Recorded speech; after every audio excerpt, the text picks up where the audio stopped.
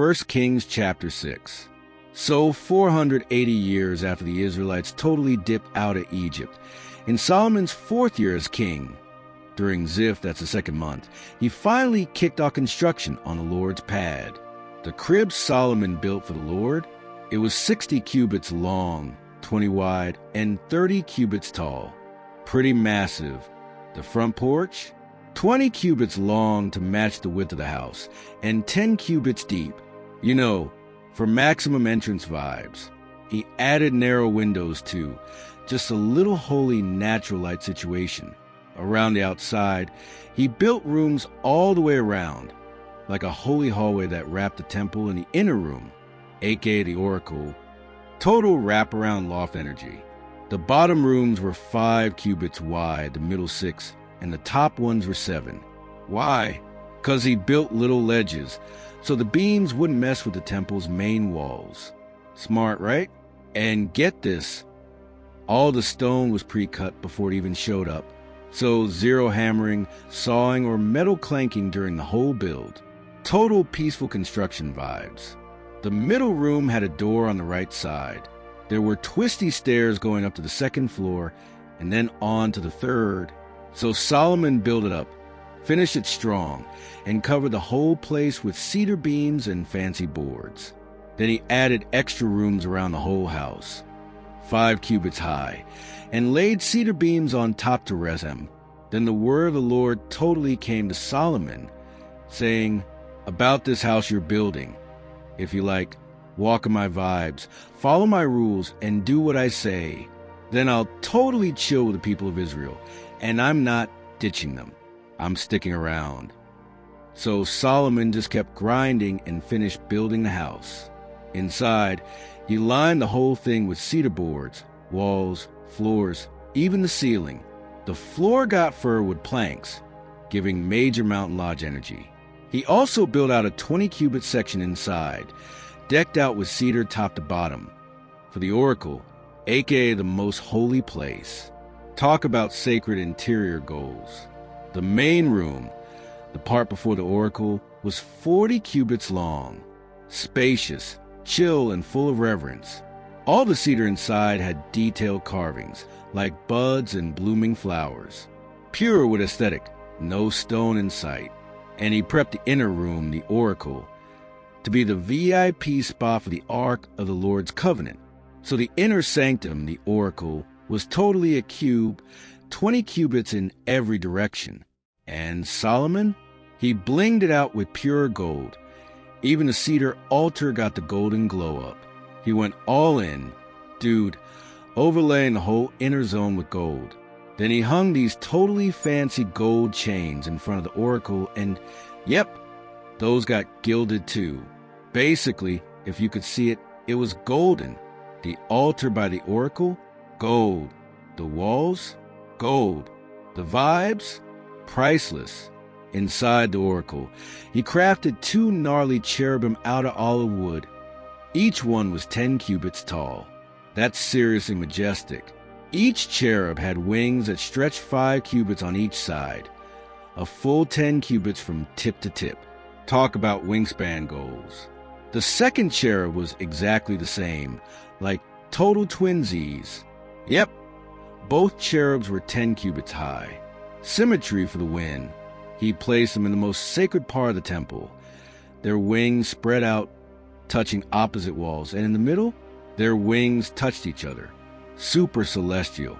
And of course, Solomon covered the cherubs in pure gold. Because why not? All around the walls, he carved these intricate designs, cherubim palm trees and blooming flowers. It was like a holy botanical garden, inside and out. And the floor? Oh, you know it, gold everywhere.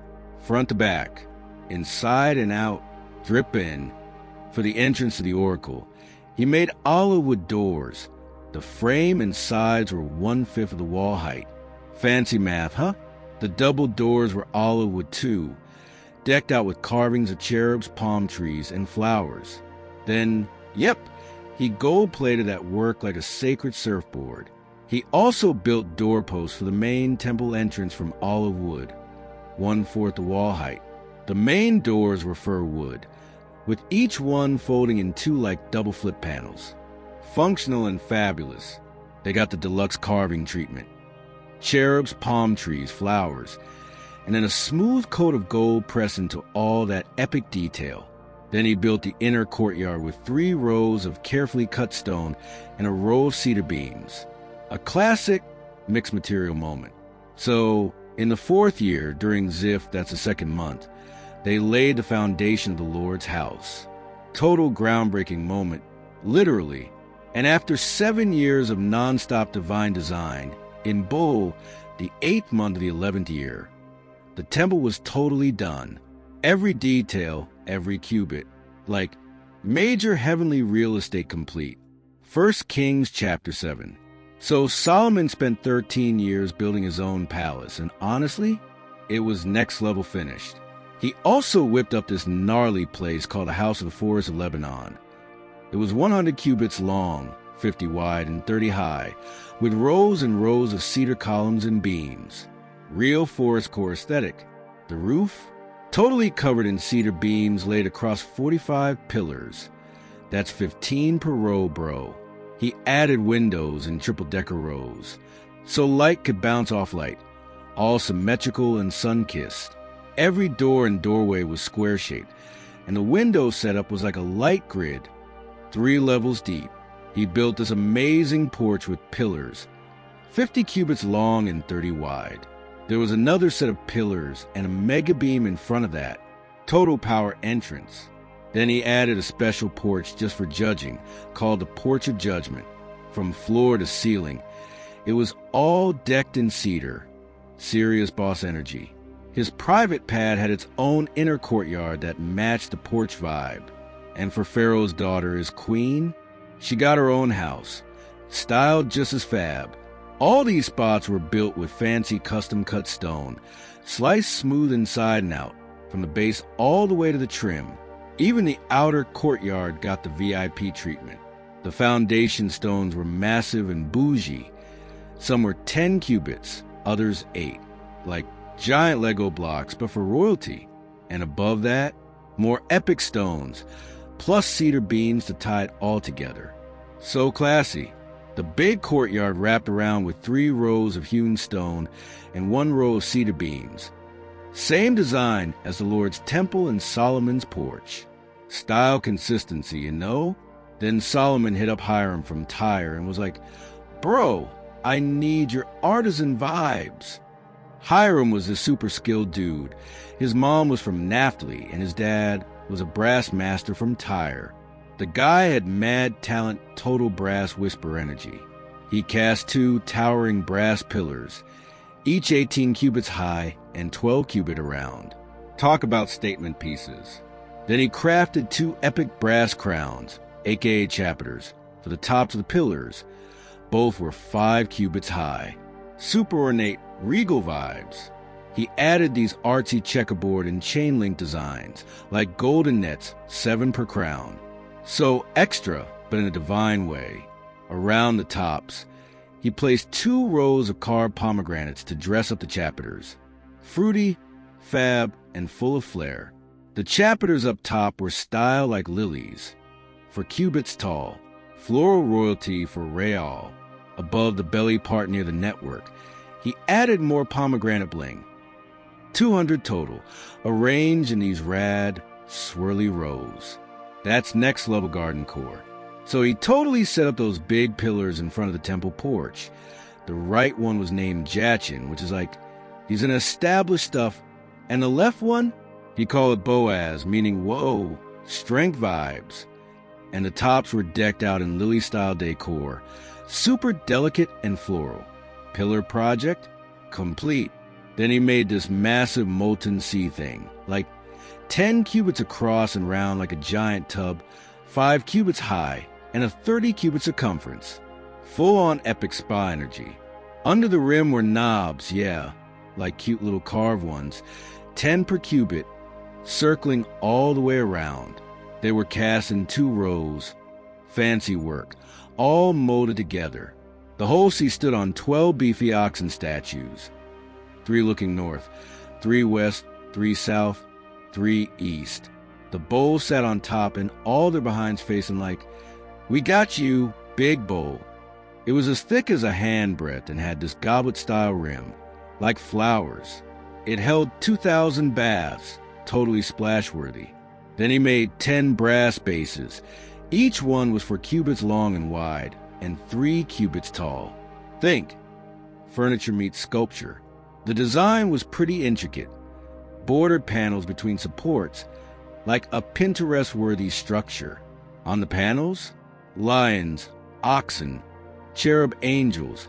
The whole animal kingdom was vibing.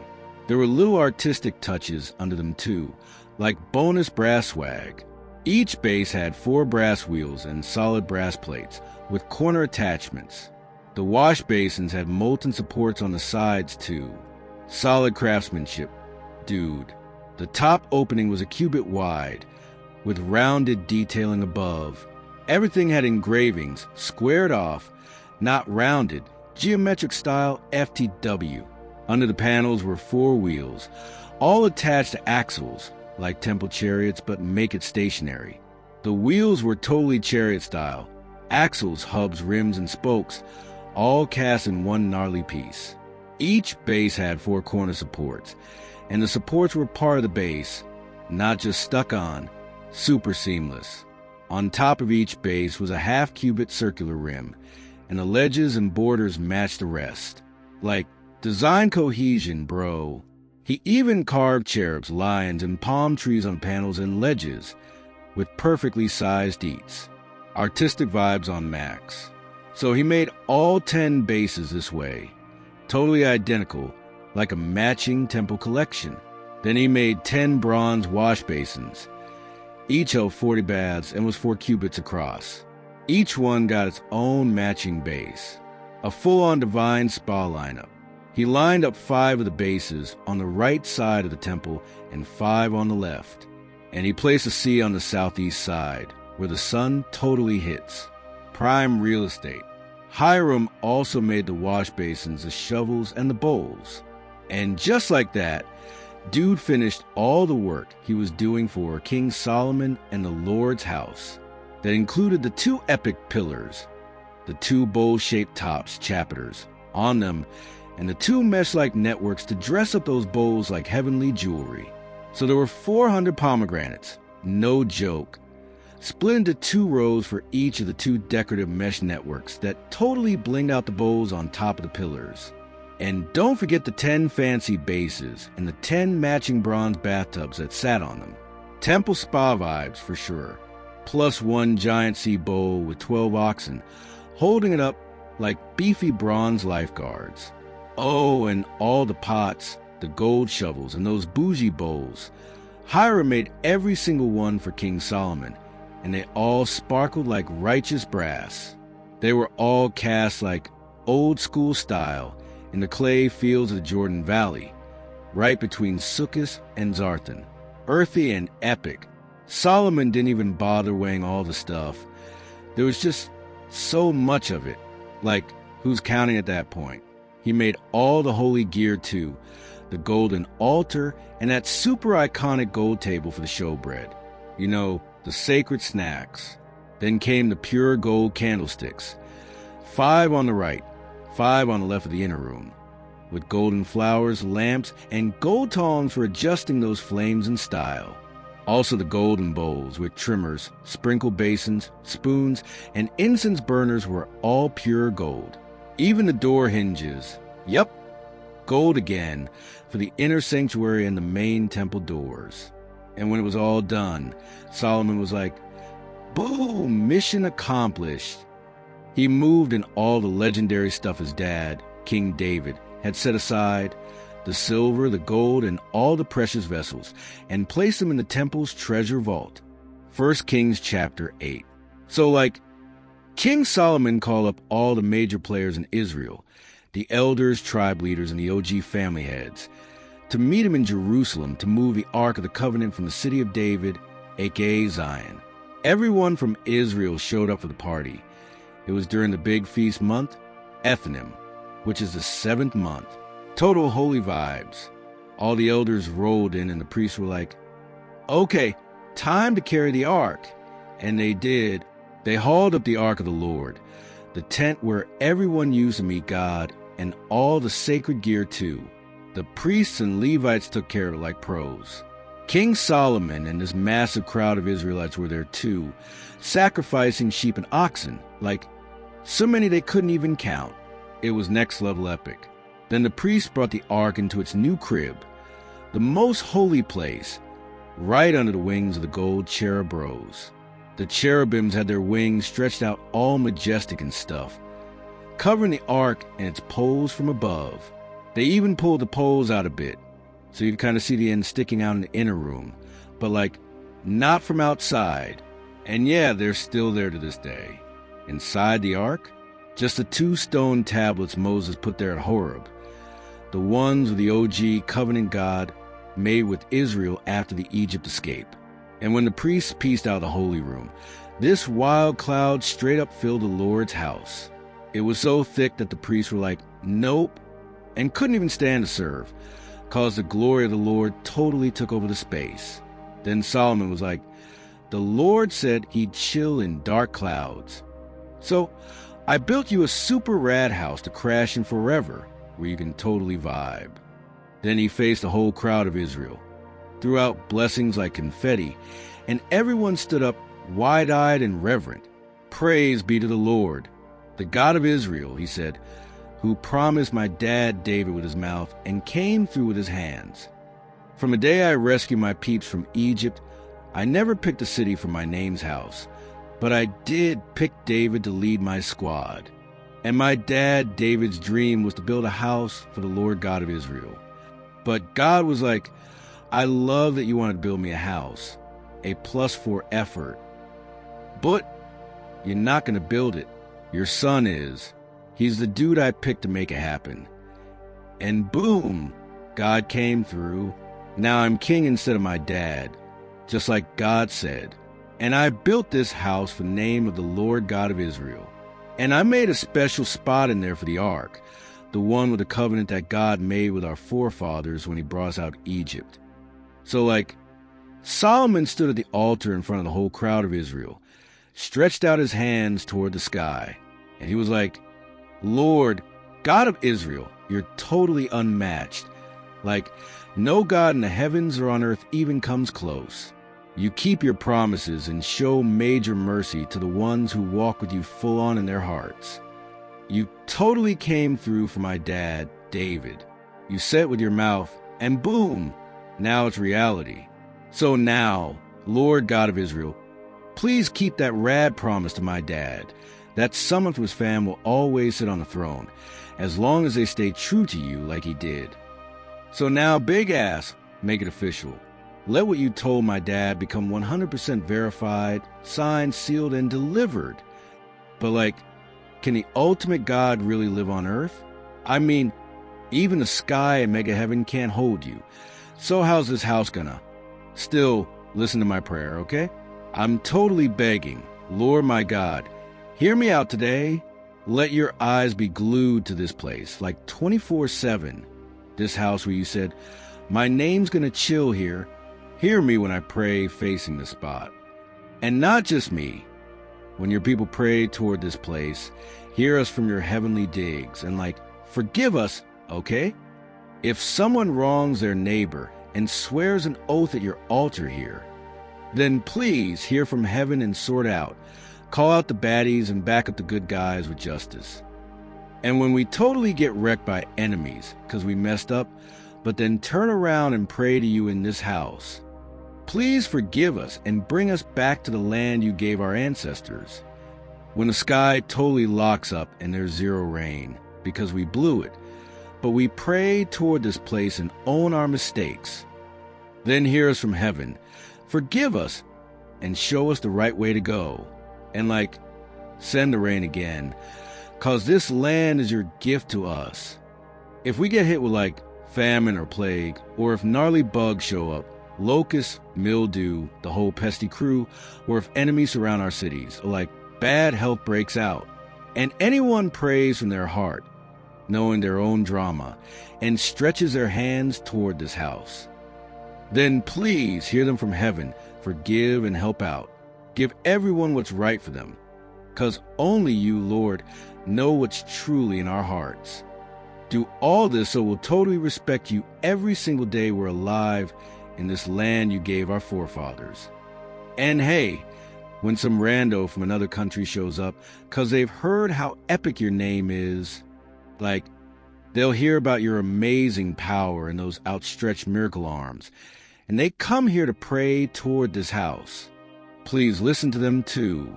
Grant whatever they ask so everyone everywhere will know your name, respect you like Israel does, and realize this house is totally yours. And like, when your peeps go out to battle, wherever you send them, and they pray toward the city you chose and the gnarly house I built for your name, then totally hear them from heaven and back them up, bro. And if they mess up, which let's be real, everyone does, and you get bummed and let the enemy drag them off far away, but they snap out of an exile and are like, whoa, we totally blew it, and they pray and own their bad vibes, and they come back to you with all their heart and soul, facing your land, the city you picked, and the house built for your righteous name. Then hear them in heaven, your chill HQ, and fight for them.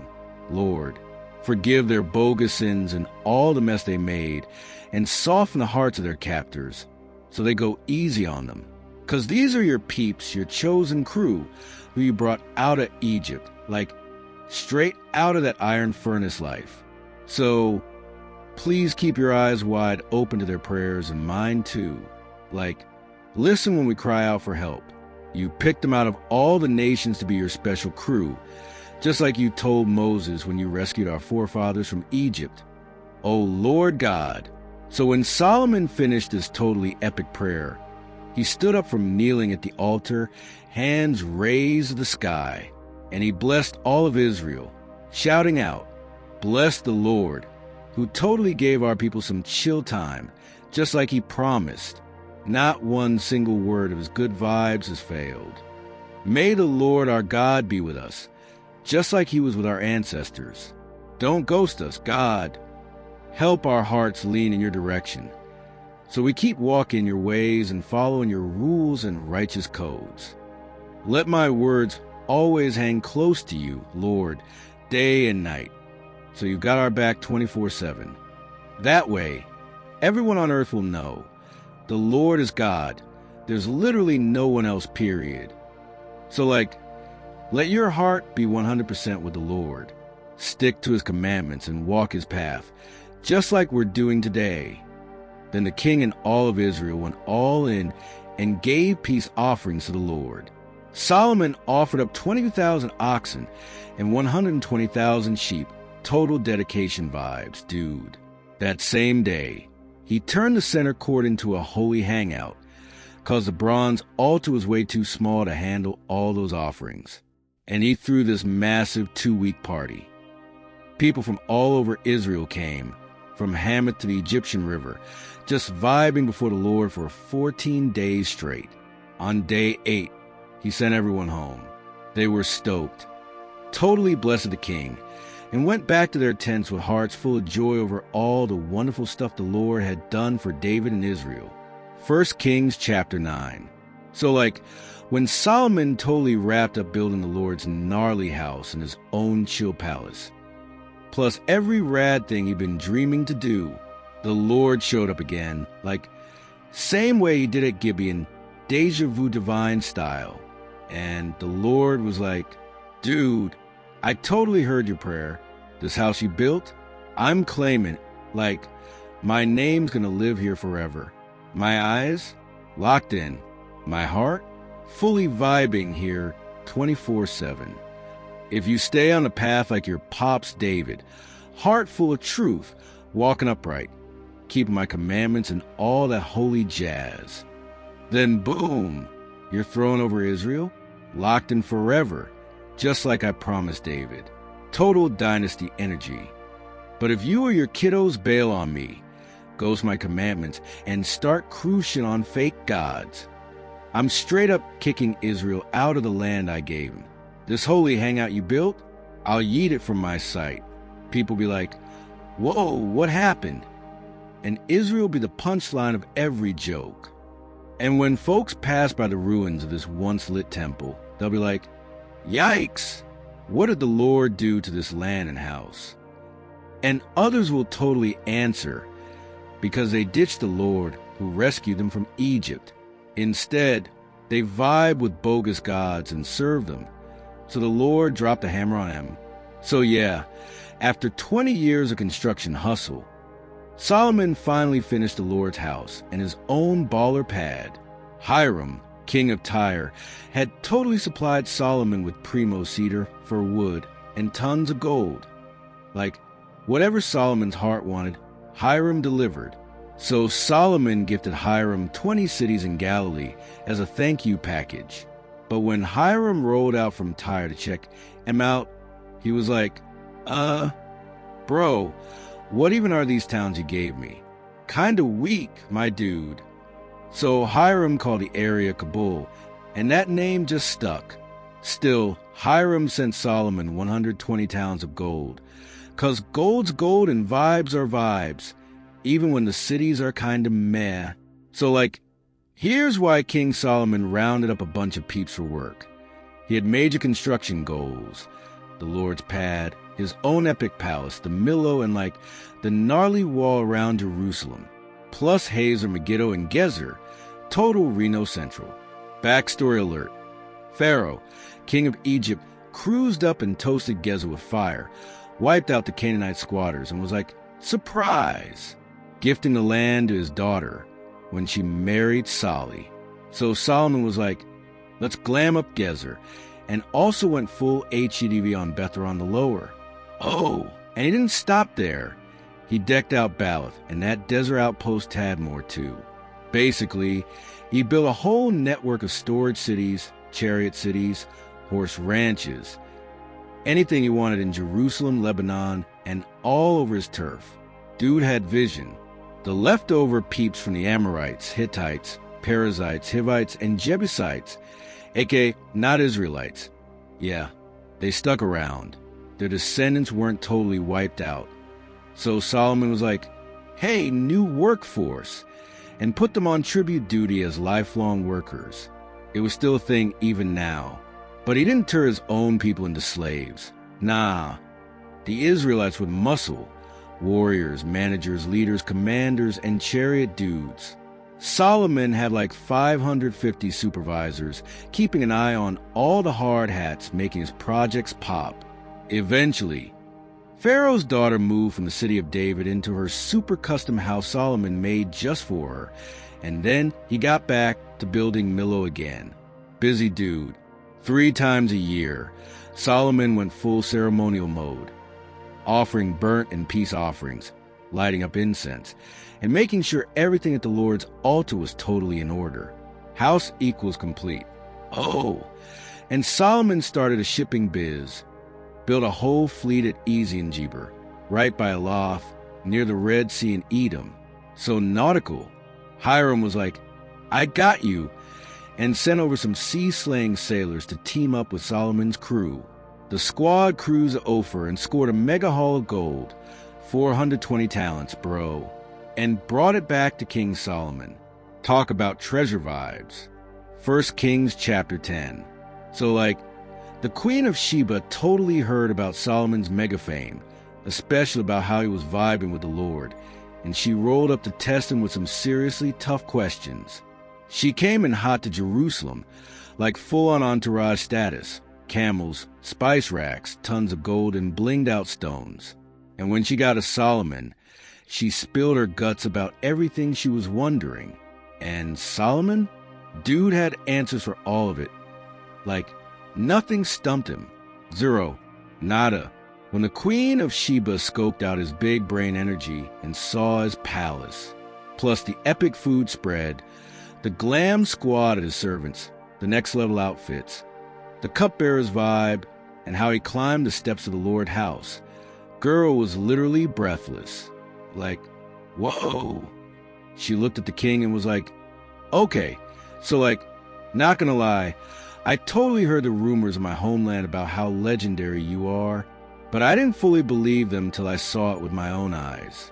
And OMG, they didn't even tell me half of how awesome you really are. Your wisdom and wealth totally blow your reputation out of the water. Your crew is so lucky. Seriously, your squad must be stoked every day to hang out and soak up your wisdom. Major props to the Lord your God. He's obviously into you. I mean, he made you king because he loves Israel forever and needed someone righteous to dish out justice. Then she handed over 120 talents of gold. So many spices it smelled like a Bath and Body Works exploded, and the most dazzling gems. No one had ever seen a spice drop like this one. Oh, and Hiram's navy also brought back a stash of gold from Ophir, plus these super rare almond trees, and even more precious stones. Solomon used those rad trees to make pillars of temple, decorations for his palace, and custom instrument for worship, harps, lyres, the whole jam band setup. Nobody had ever seen one like that before. And Solomon? He hooked the queen up with everything she wanted, like dream wish list vibes, and added some royal swag on top. Then she and her crew peaced out and cruised back to her homeland. Meanwhile, Solomon was just casually collecting 666 talents of gold every year. No biggie. That didn't even include what he got from merchants, spice dealers, Arabian kings, and local governors. Dude had serious income streams. So King Solomon totally crafted 200 massive shields from straight-up hammered gold. Each one used 600 shekels of the shiny stuff. Then he made 300 smaller golden shields, each weighing 3 pounds of gold. He stashed all of them in this super bougie crib called the House of the Forest of Lebanon. And OMG, the throne, made of ivory and blinged out in top-tier gold, like royalty on steroids. It had 6 steps, this round-back vibe, armrest like a boss, and 2 gold lions just chilling beside the seat. Then get this, 12 more lions lined the steps, 6 on each side. No other kingdom had anything even close to that throne setup. All of Solomon's cups were gold. Even the tableware in his forest mansion was solid gold. Silver? Puff! That was basically pocket change in his era. The dude had a whole navy with Hiram that cruised to Tarshish every 3 years, coming back with gold, silver, ivory monkeys, and peacocks. Talk about exotic haul, bro. So yeah, Solomon totally outblinged and outbrained every king on the planet. No contest. Everyone from everywhere was, we gotta hear what this guy is saying, 'cause God had totally downloaded some cosmic wisdom straight into his heart. And people brought him annual gift baskets, gold bowls, silver trays, designer clothes, battle gear, spices, stallions, even donkeys. It was birthday party vibes all year. Solomon stockpiled chariots and horsemen, 1,400 chariots and 12,000 riders. He stationed them in specialized chariot cities and kept some close in Jerusalem for good measure. And silver was so common in Jerusalem, it was basically gravel. And cedar wood? Just everywhere, like backyard sycamores. He imported horses from Egypt and snagged luxury linen yarn through his merchant crew, who totally knew the right vendors. Chariots were selling for 600 silver shekels, and horses for 150. He was a wholesale plug for all the kings of the Hittites and Syria. 1 Kings chapter 11. King Solomon was totally into exotic babes, Moabite, Ammonite, Edomite, Zidonian, Hittite, and even Pharaoh's daughter. His dating app must have been wild.